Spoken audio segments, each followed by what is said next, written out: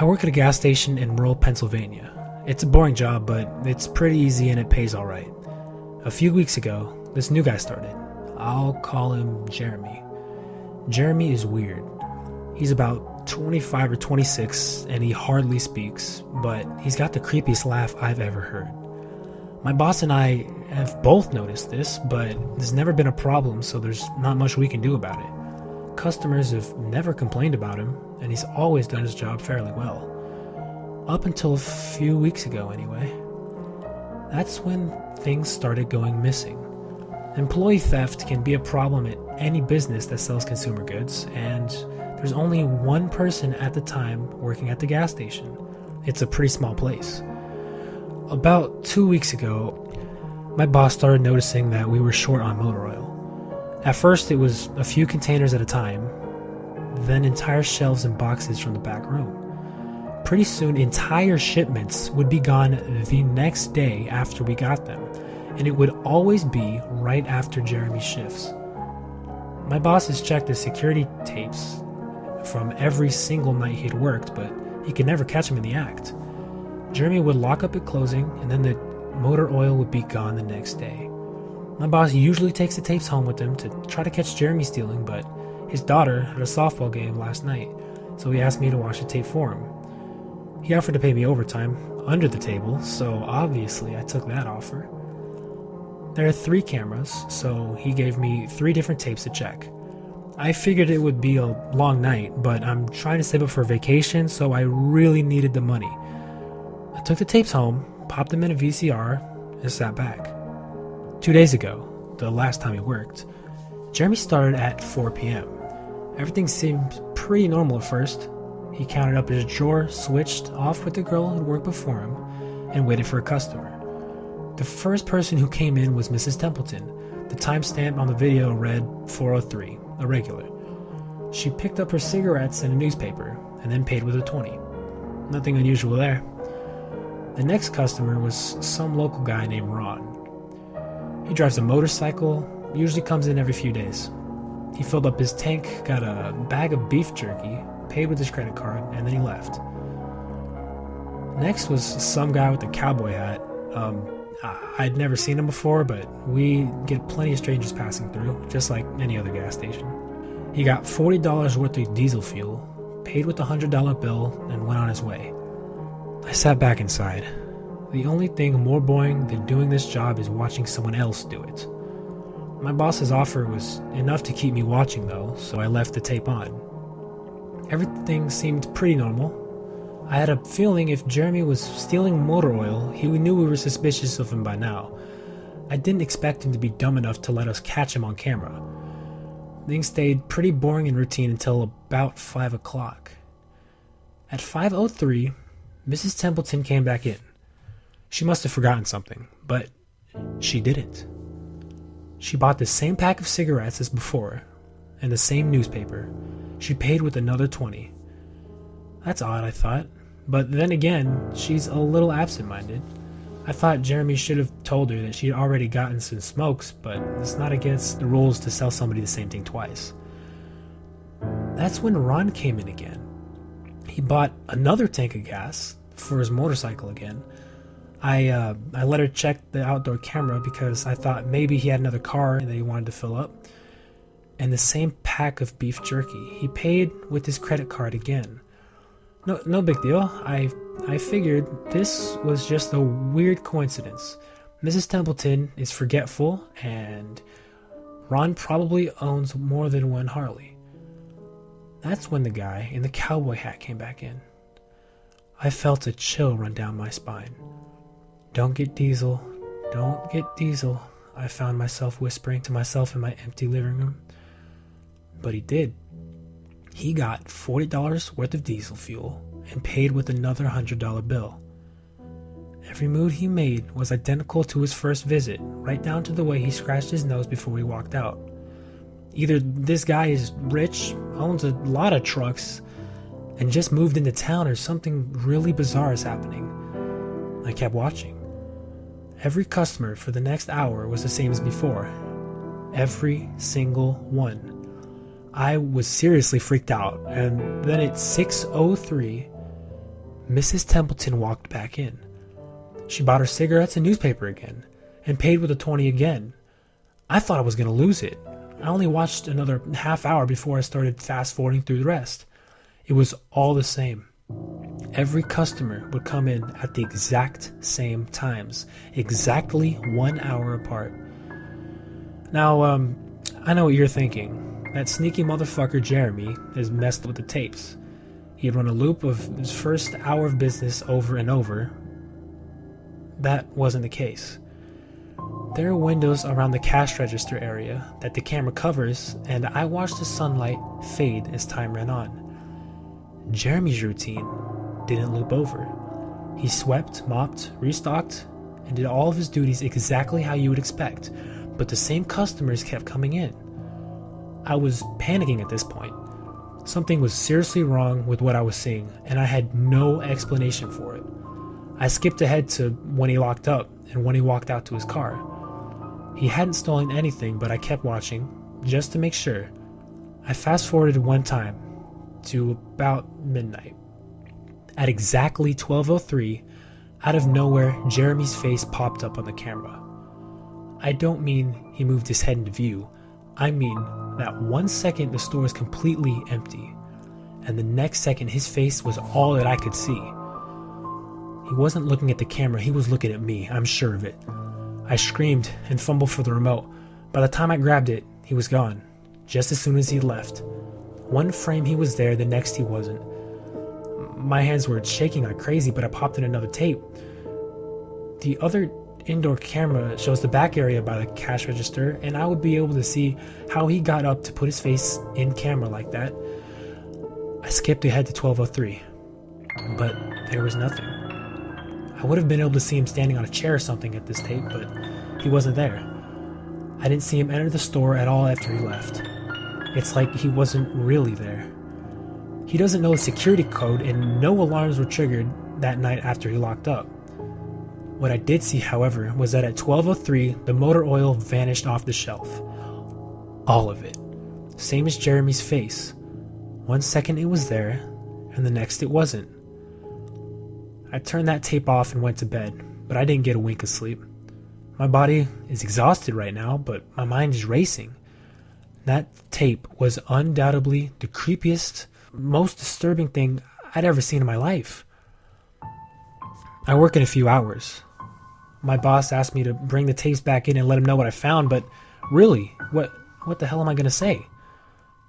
Jeremy works the night shift tonight, directly after me, and the plan is for my boss to come in before I leave and confront him with me, as I'm supposed to be the one who caught him stealing.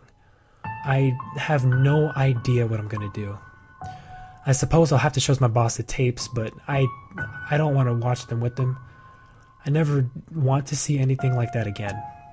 I can't get the image of Jeremy's just smiling directly into the camera out of my mind. It was the creepiest look I'd ever seen on another human being's face. Anyway, I'm going to try again to get some last minute sleep before I have to go in and deal with this. I'll let you guys know what happens. Update 2:49 p.m. Updating from my phone. Apologies in advance for errors. My boss just finished watching all the tapes. I told him what to expect, but you really can't prepare somebody for something like that. He's scared shitless, and I am too. And Jeremy is due to come in at 4. We've got a little over an hour to get this shit together, but neither one of us knows what to say to him. Is he just a fucked up guy who likes to steal motor oil and scare the shit out of people, or is he something else? I don't know if this is crazy, but does anyone think he could have anything to do with the time loop? My boss said that he'd never seen anything like that in other tapes, but the way he popped up in this one made me think he knew I'd be watching. It's like he wanted me to see what he could do, like he was just showing off or something. The way he smiled in the camera was like a little kid showing you a sandcastle they just built or something. I don't know, I probably sound crazy. I sure feel the part. I'm gonna talk to my boss some more. We have to calm ourselves down and figure out how to handle this. I'll update again tonight, but I have a really bad feeling about how this is gonna play out. Update 4:33 p.m. No sign of Jeremy. Tried calling him, but his phone has been disconnected. We're calling the police. Update, 5:33 p.m. No sign of Jeremy. Tried calling him, but his phone has been disconnected. We're calling the police. Update, 6:33 p.m. No sign of Jeremy. Tried calling him, but his phone has been disconnected. We're calling the police. Update, 7:33 p.m. No sign of Jeremy. Tried calling him, but his phone has been disconnected. We're calling the police. Update, 8:33 p.m. No sign of Jeremy. Tried calling him, but his phone has been disconnected. We're calling the police. Update, 10:58 p.m. Holy shit. Holy shit, holy shit, holy shit. I just got home and saw my previous updates. Things make less sense now than ever. Here's what I can tell you. I went to work, Jeremy never showed up, my boss and I decided to call the police, as you're all well aware. When I picked up the phone to call though, the sun went out. I shit you not, that's what I thought happened. Apparently I blacked out for exactly 5 hours because when I looked at the clock it was 9:33. I think I got stuck in Jeremy's time loop or something, and I snapped out of it at the exact point I blacked out, if that makes sense. But that's when things got really weird. My boss was right next to me when I blacked out, ready to corroborate my story to the cops. When I came to, the phone was in my hand, but it was dead. Not even a dial tone. My boss was still right there, but he wasn't moving. He was standing up, but frozen. I looked at the clock again, and it wasn't moving. The second hand was stuck on the 12. It was 9:33 exactly. The clock on the register computer screen wasn't moving either. My phone was frozen. There was even a customer at the register waiting for my boss to get him cigarettes. I'm betting that would have been his 5th pack of the day. I got the fuck out of there, didn't lock up, didn't turn the lights out, and sorry guys, I didn't grab the security tapes to upload to the internet. Believe me, that was the last thing on my mind. The gas station is on a major highway and cars were parked all along it, except they weren't parked, they were frozen. The people inside were sitting still as wax statues. I got in my car and prayed that it would start. Thankfully, it did. About halfway home, time started up again. The static from the radio turned into music like it's supposed to be, and from what I could tell by listening to the host talk between songs, no one noticed the time freeze, or whatever it was. I was the only one. Well, I'm sure Jeremy noticed as well. I still have no clue where he is or what he's doing. I'm hiding in my room and calling the police again in the morning. I don't know if I ever got through to them before, or if I did, whether they took me seriously. I'm scared for my life at this point. I'll update tomorrow if I can. Final update, 10:33 a.m. I finally fell asleep last night around 4. I have no idea how I did it, but I guess exhaustion finally got the best of me. This morning, I woke up to my phone ringing. It was my boss. He'd been calling me since about 6. He woke up when the time turned back on that night and immediately called the cops. They came by to see what was wrong, and he told them everything. The police around here are all small-time guys. They were more concerned with the missing motor oil than anything. But my boss figured he would take it as long as he had their attention. They decided to go looking for Jeremy. We keep all our employees' applications on file, and since Jeremy just started working there, he was easy to find. They checked the address on it and headed over to his house. You're not going to believe what they found. The address Jeremy listed on his application was an empty lot. Or at least now it is. There used to be a house there, but it burnt down in 1993. Being a small town, almost everybody remembers that fire. A family of 4 used to live there, way back when. Rumor has it that they had an estranged son who they never really talked about, but I can't say if that's true. What I can say is true is that after an insurance investigation, the fire was ruled an arson. The entire house was soaked in oil and torched with a Molotov cocktail. The entire family was sleeping when it happened. None of them survived. They never caught the guy who did it. Rumor has it that when they tried to contact the estranged son, no one could find him. Anyway, my boss told me this and I freaked out. Then he asked me to come to the gas station. What are you, crazy? I said. But he assured me that the cops were there with him. Then he dropped a bomb. The FBI were also in town, and they were going to talk to me one way or another, so I might as well come in. It was about 7:15, and I wanted to go back to bed, but I figured I won't be sleeping much more anyway, so I went down. 4 men in suits greeted me and told me to have a seat. We went over everything 2 or 3 times until they got all the details down. I told them about Jeremy, the security tape, last night at work, everything. Finally, after I finished, one of the agents said, "Oh Christ, we got another one on our hands." Then they made me sign a bunch of papers saying that I wouldn't tell anyone about what happened, so I can't say much more. I might be breaking the law by just posting this. So now I'm home. I'm not sure what to do with myself. That agent's words when he told me the story are going to haunt me for the rest of my life. Anyway, I've got to go. I have some errands to run today, and then I have to go into work and pick up some tapes.